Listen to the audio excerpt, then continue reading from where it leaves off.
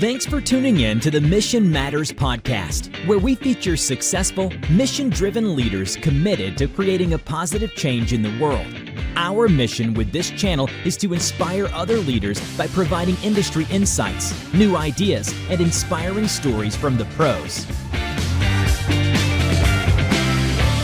All right, welcome back. I'm Paul Feith, host of this show where I talk with leaders heading up mission-focused organizations, leading from the heart, inspiring others, and making a difference in our communities. That's probably the most important.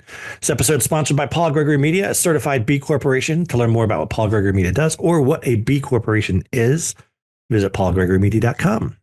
I have with us our first three-timer podcast guest.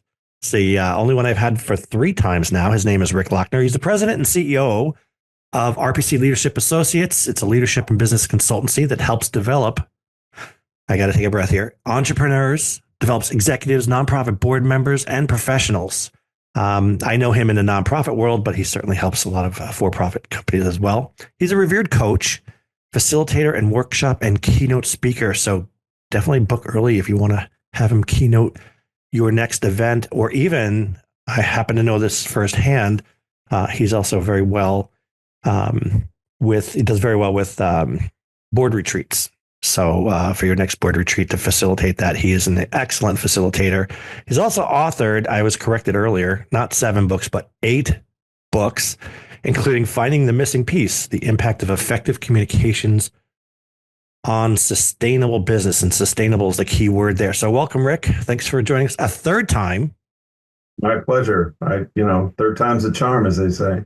Yeah. So Rick has actually, like I said, this is his 3rd time. So he has 2 other podcasts. So be sure to look up, let's see, Rick Lochner, Thinking Differently About Nonprofit Leadership. And he also did one called Thinking Like a 21st Century Nonprofit Leader. 2 very, very good topics. I refer to them often.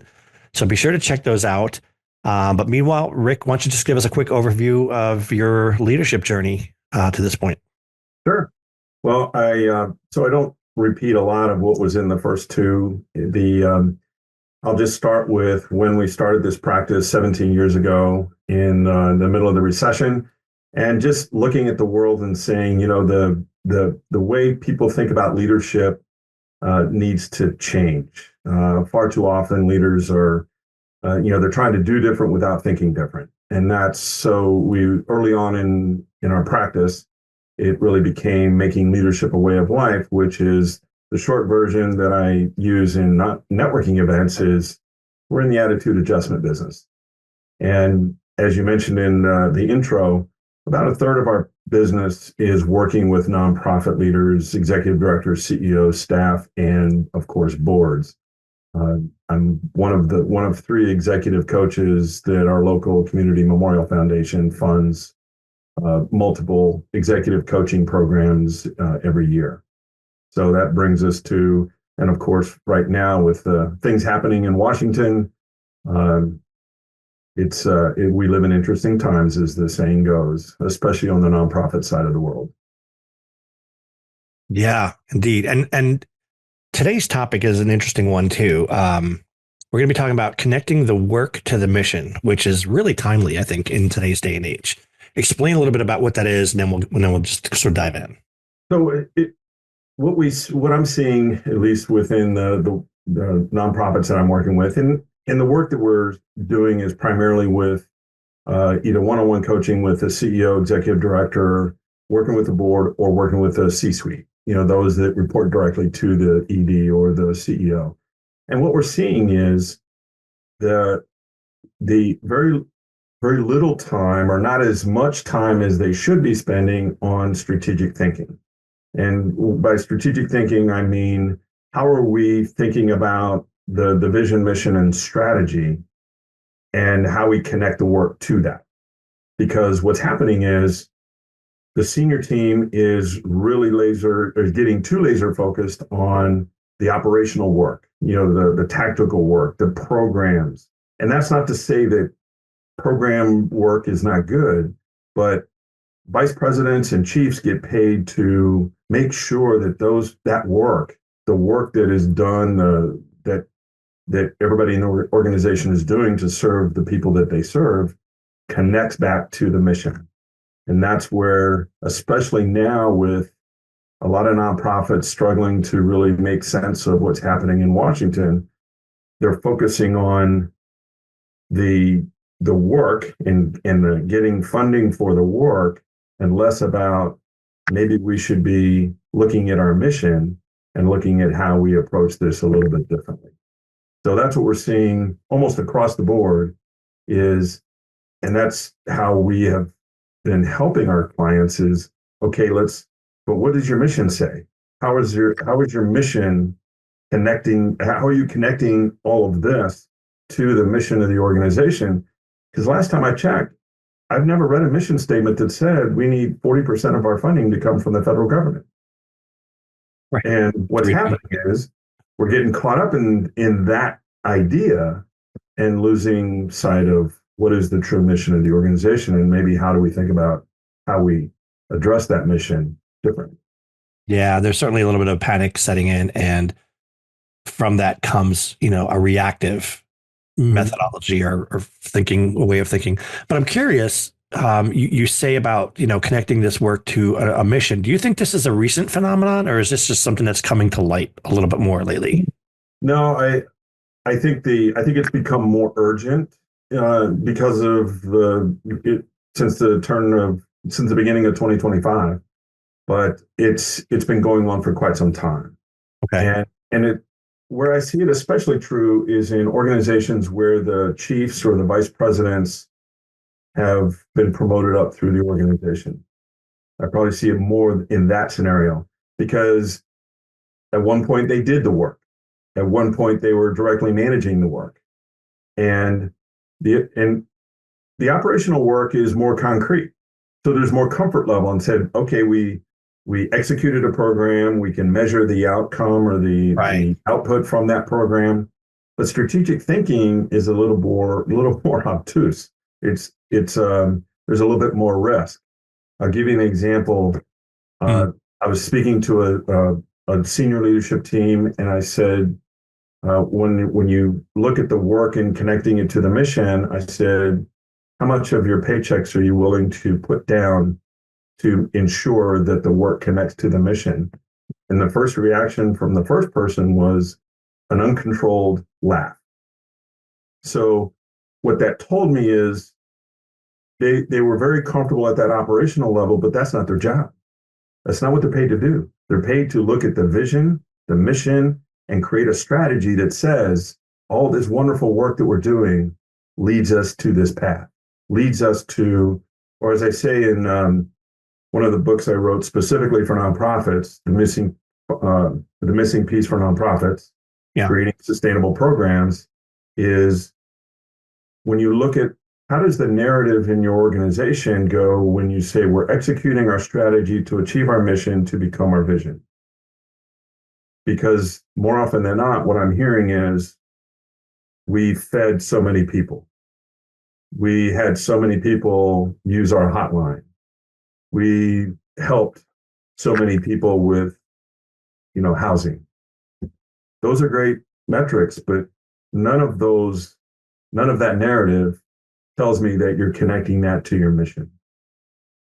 So let's hammer this home for our audience, because you gave me one great example for a particular organization that does something, but it just doesn't tie back to their mission. Yet what they're doing is great, but it's also creating a debate.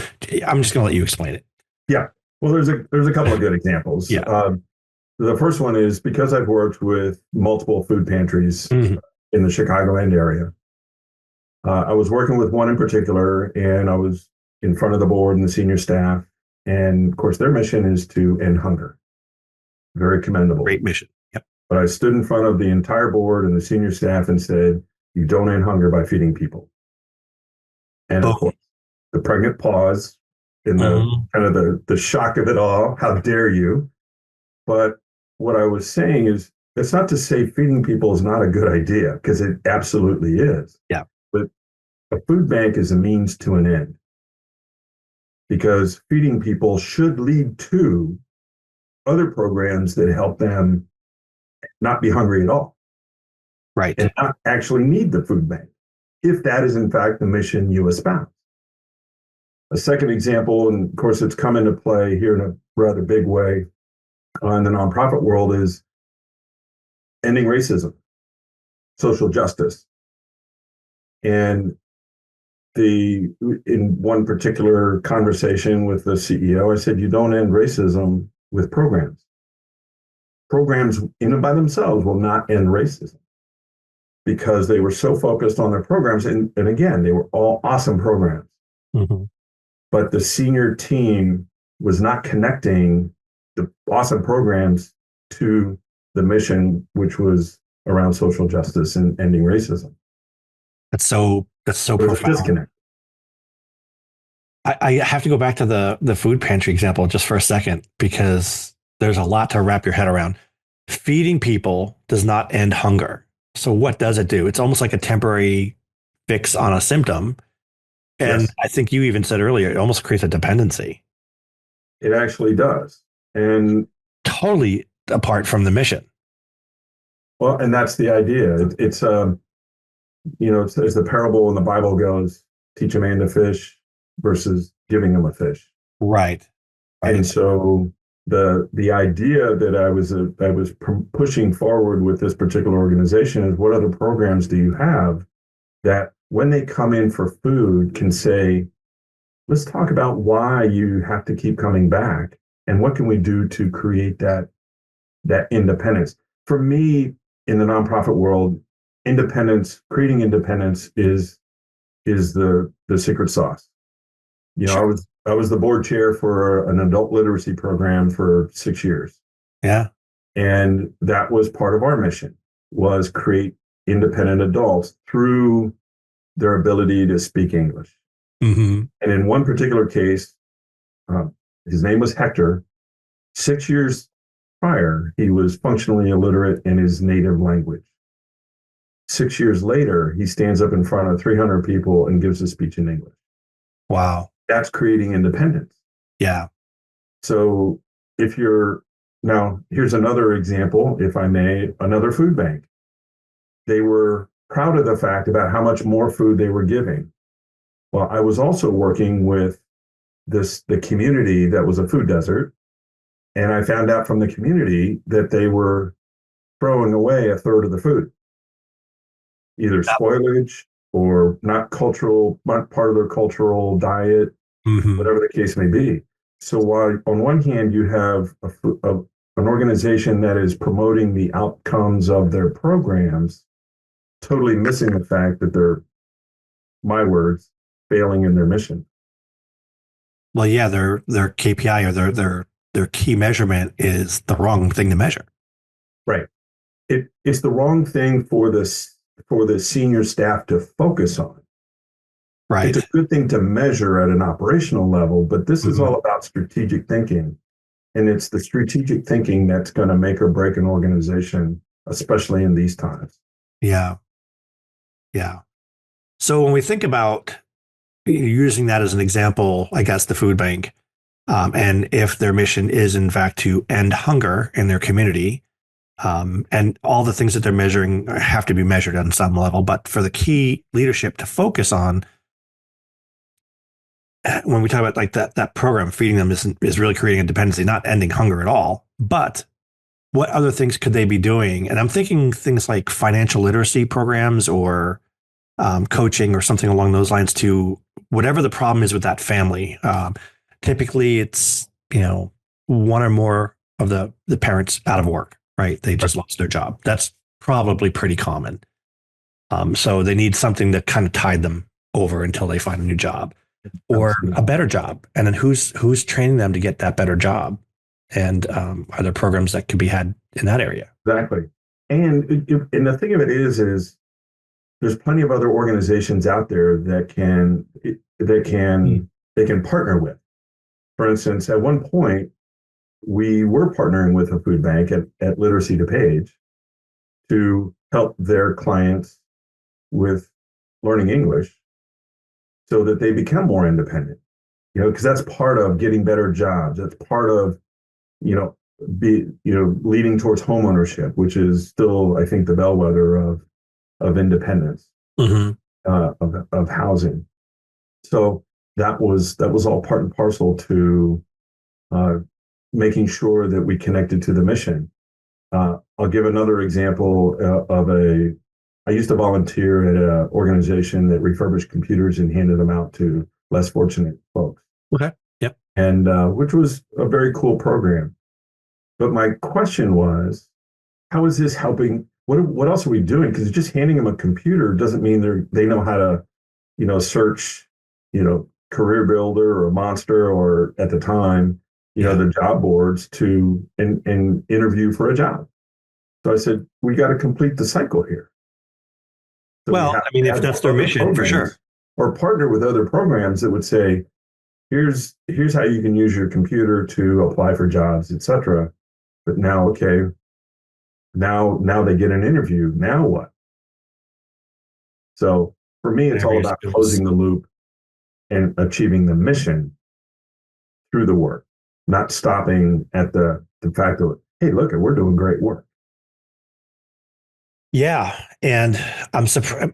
This is kind of a universal, age-old issue, right? Working on the mission and supporting the mission through programs and services and activities. But to your point, you're saying you're seeing sort of an uptick in that, given the current political climate, given the current, funding issues and et cetera. Sure. So I guess that's why you're seeing an uptick in that. I'm also kind of seeing this through my lens, which is in marketing. And part of me wants to just say, wait a minute, step back. We don't need to be going after social media and SEO and website if we don't know how this is tying back to the mission.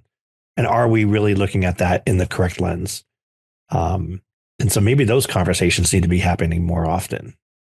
And again, I'm really focusing on that top layer of leadership, where that strategic thinking should be taking place, right? That's exactly right. Those are the folks who have that responsibility, that everybody that reports directly to the CEO. Yeah. And the CEO and ED themselves is, okay, given the conditions, I mean, it is what it is, as the expression goes, given the conditions that we now are operating under, what do we do? How do we look at our mission and how we execute that mission differently? And again, the third leg of the strategic thinking process is strategy. And strategy is nothing more than how you're going to compete.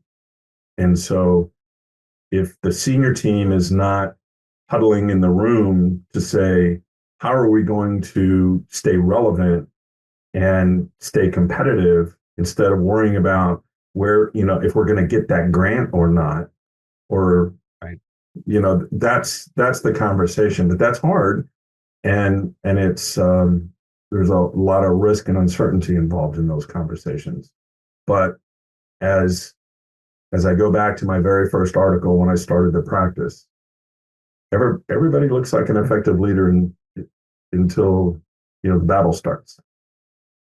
Yeah. And the battle has started. And so now it's time for senior leaders to really look at their vision, look at their mission, look at their strategy, and make the right adjustments for the good of the organization. Yeah. Yeah. And of course, it doesn't hurt to have a coach guiding you through those. I'm just saying. Isn't that the title of one of your books? Yes. Book number 2. I'm just saying. 2. Yeah. And I think you brought up a point earlier that a lot of these executive directors or CEOs kind of been promoted through the ranks. So they're comfortable with operations and production and programs and things like that. So it's very easy for them to still kind of manage those from a leadership standpoint. But your point is now that there's people to do that. And if you need to have some oversight, fine. But you also need to have the responsibility of strategic thinking and tying whatever programs you have or whatever reason you have to exist back to that mission. One of my favorite sayings is, if you were to go away, the organization ceased to exist. Mm-hmm. Would it make a difference? Would it matter? Like that, right. It goes to relevancy. Well, it goes to impact. Impact. Mm-hmm. Right? Because, we measure processes, they produce outputs. we measure systems, they produce outcomes, but only people can produce impact. And You're gonna have to repeat that one more time because that's really, really profound. And I love the first two. So go say that one more time. So processes will produce outputs, right? I mean, you get an output from a process. Right. And multiple processes are usually part of a system, and the system will produce outcomes. I love that. Still falling short because the name of the game, the mission is to provide impact, and only people can provide that impact. Not AI? Sorry. No, not yet. Okay. Not yet. So we still rely on people. Okay. Yep. Well, it's a tool. It's a smart tool, but and that's where the senior team, and to your point earlier about the executive directors, who many have been with their organizations for a long, long time, or the CEOs, they have to put their leadership team together that is comfortable with that strategic thinking. I've got a couple of CEOs right now they're feeling a little burned out because their senior leadership team really can't hold up to what we're talking about right now. What's the solution to that? When I was at Sprint, it took me 11 directors to get to 6 that could operate as field directors that, in the world of telecom, which is, you and I both know, was kind of like the wild, wild west back in the 90s. Back then, yeah. And the other 5 that didn't make the cut were not bad people, not at all. They were just better staff directors than they were field directors. So it takes the right kind of people. And as I write about in the missing piece for nonprofit leaders, it's you have to have, if you don't have the right people on your team, then you're already behind. And when you think about the right people on your senior leadership team, there's got to be a comfort level with thinking strategically. So that's well said. Yeah. That's the answer, however unpleasant it may be to, maybe move some folks around to where they can best be productive. It's the only way to survive these kinds of times. Yeah. More productive or better fulfilled even, Yeah. Like you said, they're not bad people. They're just maybe a better role for them. Yeah. Exactly. Huh. Okay. So I'm going to just say that one more time. Processes produce outputs. Yeah. Systems produce outcomes. Uh-huh. And the missing piece, as it were, is the impact, which is by people. Measurable impact. So that's what donors are looking for. That's what, whether they're foundational donors or individual donors, they're looking for measurable impact. And the only way to do that is for the senior team to say, here's how we're going to adapt to the new reality, and say, we're going to survive because we're going to make these changes. We're going to adapt one way or the other. Yeah. Well, I'll certainly be thinking about my work in that lens now too, because it's, well, it may not fall under marketing. It kind of is all related. How are you making an impact? Why does it matter what you're doing? Mm-hmm. And it has to matter because that's where you're going to find your funding from. If you're going to diversify and get private donors and corporate sponsors and things like that, which are now, I think, as you know, more important than ever, in diversifying those funding sources now that some of the federal funds are in question. Well, and I guess if there's a lesson learned in this whole conversation along those lines, some organizations that I've come across have kind of given unrestricted fundraising. Yeah, we know. Yeah. Because a lion's share of their funding comes from state and federal funding. Mm-hmm. And even some of the state funding here in Illinois is nothing more than a federal pass-through. Exactly. So it still matters. And so this is a message, this is a key message for not only the staff leadership, but for the boards, is you better up your unrestricted funding game, or this isn't sustainable. Yeah. And even if you'd think it was, let's say we had a different administration for whatever reason. If you're relying strictly on federal and state funds, it's a lot of eggs in that one basket, and it's never a good idea. It's a lesson I learned as a board chair when I realized that 55% of our revenue was coming from one source. Wow.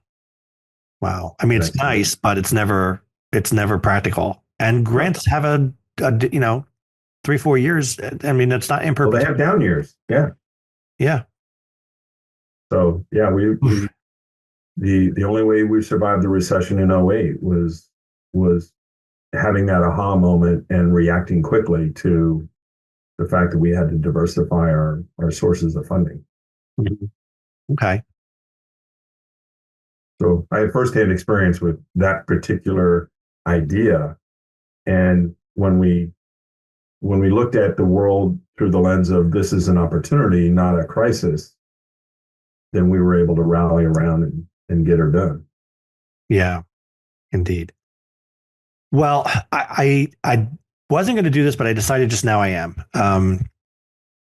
There's a tangent I want to go down because we have a few minutes left, and I don't want to, because it's just timely. Let's just talk about DEI for a second, because you've worked with a lot of clients that have certain positions on DEI and are panicking for various reasons. Yeah. But you had something very interesting to share before we started recording. So I'd love for you to just reshare that with our audience. So obviously the headlines of the federal government defunding all DEI training within the federal government. And so I've had several conversations, and one in particular was there was a concern that they were defunding DEI training in the Department of Defense.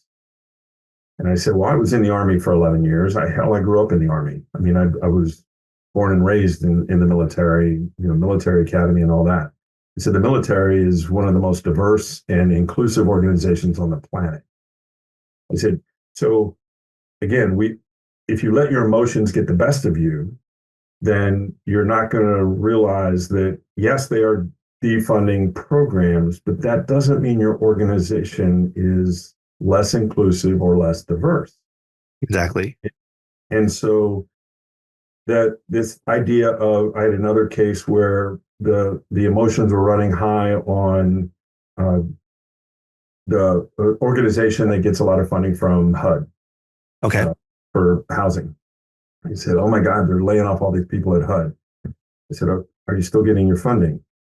He said, no, but they're laying off all these people at HUD. I said, okay, but are you still getting your funding? So, when people see senior leaders, reacting emotionally to the wrong thing, and I will say that on purpose, yes, we have to navigate those waters because now you're going to be dealing with different people and the like. But they were kind of losing sight of the fact that, okay, but you're still getting your funding. And the fact that they turn off programs, it goes back to, you don't end racism or social justice with programs. The fact that the programs went away does not mean that as a leadership team, you cannot create what I have now coached my clients to call it a human-centric culture. Because there's nobody on the planet, I don't care what party you belong to, there's nobody on the planet that can argue a human-centric culture is a bad thing. And you can decide which way you want to go. What's that? Nothing. You're right. Nobody can make that argument. Right? Because we're all part of that group. Isn't that really the goal? Yeah. So that's very interesting. So the takeaway there is DEI programs being eliminated on a federal mandate does not disclude the fact that you could have your own you could still be inclusive and accessible and provide equitable partnerships and relationships in your own organization as a strategic decision. It's just the government's not paying for it. Exactly. Or as a value set for the organization itself. Yeah. Right? Yeah. So, and that's 100% in the hands of the leadership team. Mm-hmm. Yeah. Not that most of these nonprofits were getting federal funding for DEI programs anyway. Bigger organizations were certainly doing that. Well, the ones that really got hit were the ones who were doing the training.